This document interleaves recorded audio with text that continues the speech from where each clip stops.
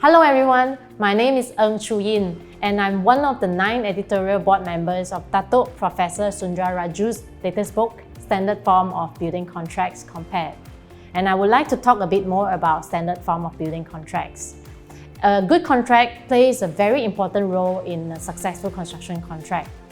And standard form of contract is already a norm in the construction industry.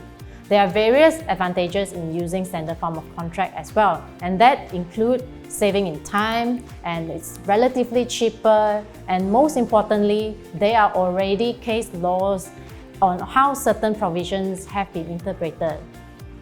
However, every project is different, and there are certain areas of concern and limitation in these contracts if we compare with other selected standard form of contracts. And because of this reason, it is very common for the parties to amend the form to fit their individual needs in different projects. By having similarities and differences between this selected standard form of contract, it may perhaps assist the users in understanding the allocation of risk. And by having the similarities and differences in mind as well, it may also assist the users in making informed choices in selecting the correct standard form of contract, or when they have selected the form itself, they can then make suitable revisions or modifications or even improvement in the clauses. As an overview of the book, there are total 4 divisions.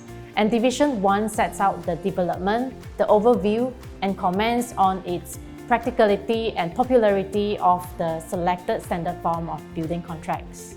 Moving on to Division 2, it is an overview by comparison on a clause-by-clause basis in using the 10 main subject areas. And these areas includes the contractor's obligation, the materials, variations, completion, defects, extension of time, loss and expense, payment certificate, performance bond, and lastly, the dispute resolutions.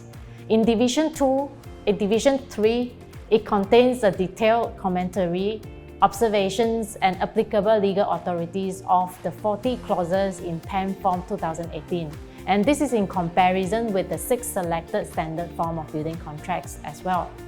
In Division 4, it has a detailed discussion on all the standalone clauses which are not found in PAM Form 2018 but available in the other selected standard form of contracts.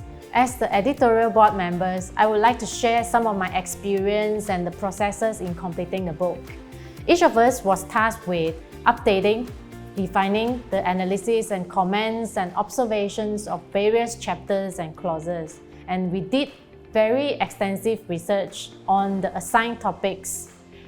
We then continue with a few rounds of peer review by exchanging the clauses amongst the editorial team members. We put really hard work in completing the manuscript. But having said that it is hard work, it is actually the process in completing the book itself that I personally enjoyed the most. This is a very great experience, and I'm very grateful that I can be part of the editorial board member of Datuk Sundra Raju's latest book, Standard Form of Building Contracts Compared.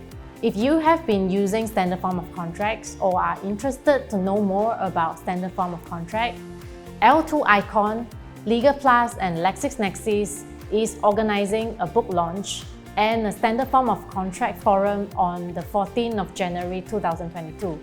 You can attend in person either at the AIAC or virtually on Zoom. I'll see you there.